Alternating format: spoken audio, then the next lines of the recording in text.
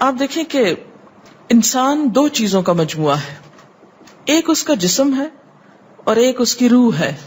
جہاں یہ دونوں آپس میں ایک دوسرے سے موافقت کرتے ہیں، ایک دوسرے کے ساتھ کوآرڈینیٹ کر رہے ہیں، وہاں یہ ایک دوسرے سے کشمکش بھی کرتے ہیں. بعض اوقات جسمانی خواہشات روح پر غالب آ جاتی ہیں، بعض اوقات روحانی کیفیات جسم پر غالب آ جاتی ہیں. عام طور پر دن میں جب ہم دنیا کے کام کر رہے ہوتے ہیں تو ہمارا جسم ایکٹیو ہوتا ہے، اور اس کا نتیجہ کیا ہوتا ہے کہ روح کی جو کار فرمائیاں وہ ذرا لو ہو جاتی ہیں. رات کو جب ہم سوتے ہیں اور جسم ہمارا بالکل بے حس ہو جاتا ہے تو پھر روح جو ہے وہ ابھر کر آتی ہے، اس کی کار فرمائی بڑھتی ہے، وہ زیادہ ایکٹیو ہو جاتی.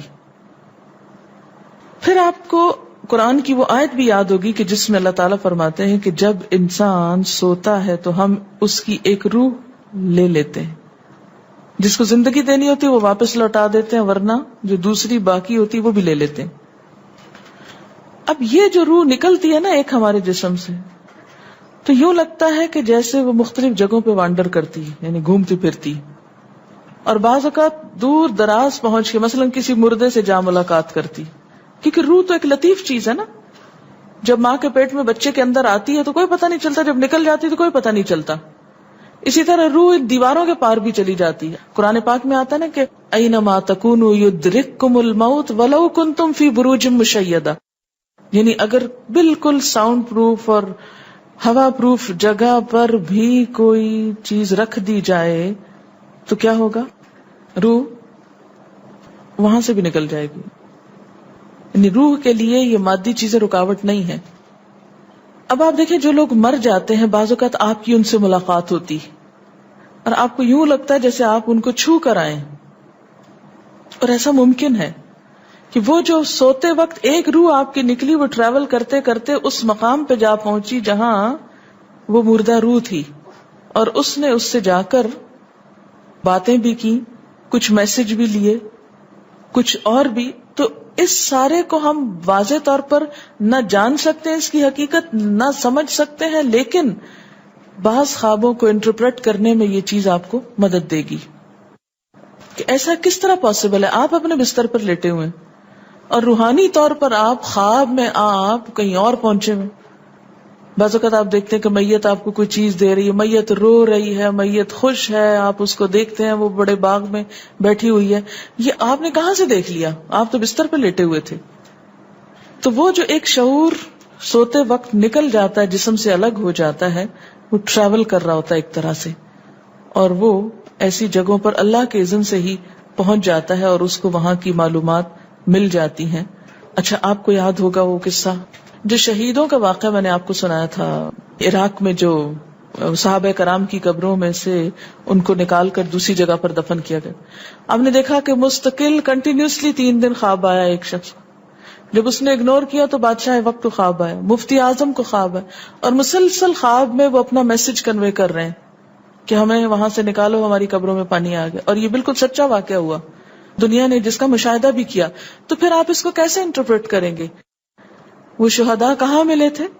تو بات یہ ہے کہ جیسے ہماری روح ٹریول کرتی ہے، کہیں ایسی جگہ جا پہنچتی ہے تو ہو سکتا ہے کہ وہ اس مقام تک جا پہنچی ہو.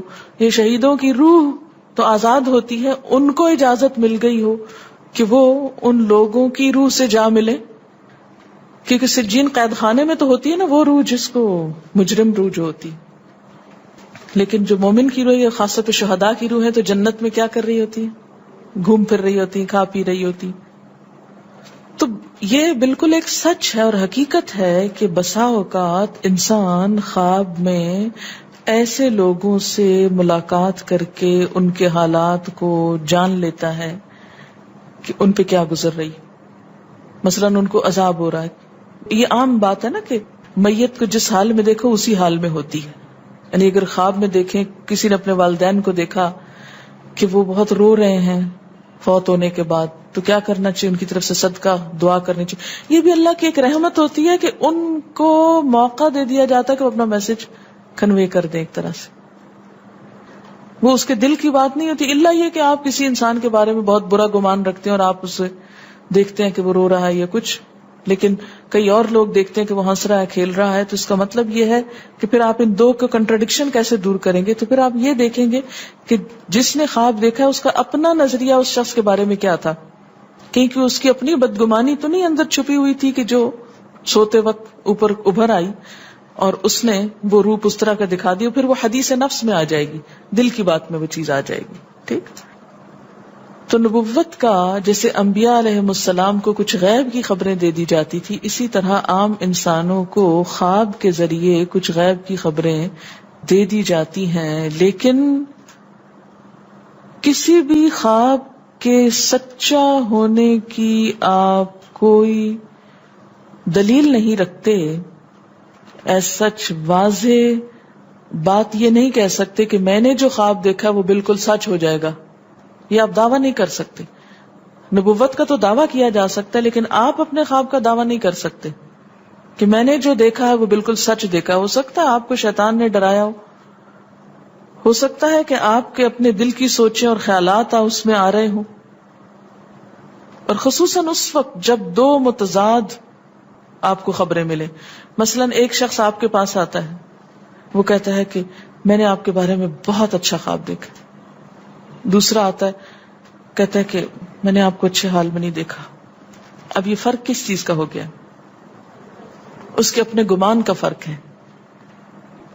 ایک آپ کے بارے میں گمان اچھا رکھتا ہے، وہ آپ کو اچھا دیکھنا چاہتا ہے لہذا وہ آپ کو اچھا دیکھ رہا ہے، اور دوسرا آپ سے حسد رکھتا ہے اور وہ آپ کو ہر قیمت پہ ختم ہوتے دیکھنا چاہتا ہے. وہ ویسے تو مار نہیں سکتا آپ کو، لہذا خواب میں مار لیتا ہے اور خواب میں آپ کا حال برا دیکھ لیتا ہے. تو وہ خواب دراصل کیا ہوتا ہے؟ اس کی اپنے نفس کی بات ہوتی ہے. اسی طرح بعض لوگ جو جھوٹ سے بچتے ہیں، دھوکے سے بچتے ہیں، جن کے اندر منافقت نہیں ہوتی، جن کے دل بالکل صاف ہوتے ہیں، ان کو بھی بعض اوقات ایسے خواب آتے ہیں کہ جو بالکل واضح حقیقت ایک طرح سے نظر آ جاتی. لیکن کوئی شخص یہ خود سے دعویٰ نہیں کر سکتا کہ جو میں نے دیکھا ہے وہ میرے دل کی بات نہیں اور وہ بالکل بڑی سچائی ہے، جب تک کہ وہ چیز عملاً سامنے نہ آ جائے. آپ صلی اللہ علیہ وسلم نے فرمایا، اچھا خواب اللہ کی طرف سے ہے اور برا شیطان کی طرف سے. یعنی اگر آپ کسی کو برا دیکھ رہے ہیں یا کسی کی برائی دیکھ رہے ہیں تو وہ دراصل کیا ہے؟ شیطان ہے آپ کے اندر، جو آپ کو اس شخص کے خلاف یا کسی خاص واقعے کے خلاف بھڑکا رہا ہے، اور آپ اپنی تسلی کر لیتے ہیں خواب کے ذریعے.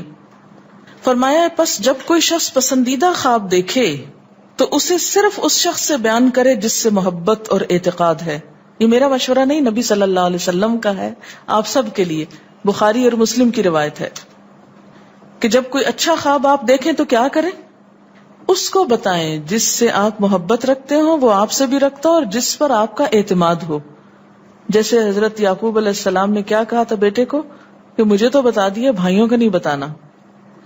اور جب مکروہ خواب دیکھیں تو حق تعالی سے اس خواب کے شر اور شیطان کے فتنے سے پناہ مانگے.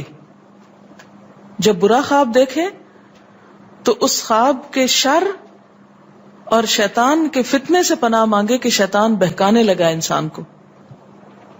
اچھا آپ دیکھیں کہ بعض اوقات یہ ہوتا ہے کہ جسے ہمارا کسی سے اختلاف ہوا ہے، عقیدے میں، گھر کے جھگڑے میں، کسی ذاتی اس میں، تو ہم کمزور ہوتے ہیں، مجبور ہوتے ہیں، اس کو کچھ کہہ نہیں سکتے. تو پھر ہم بعض اوقات اپنی تسکین کیسے کرتے ہیں؟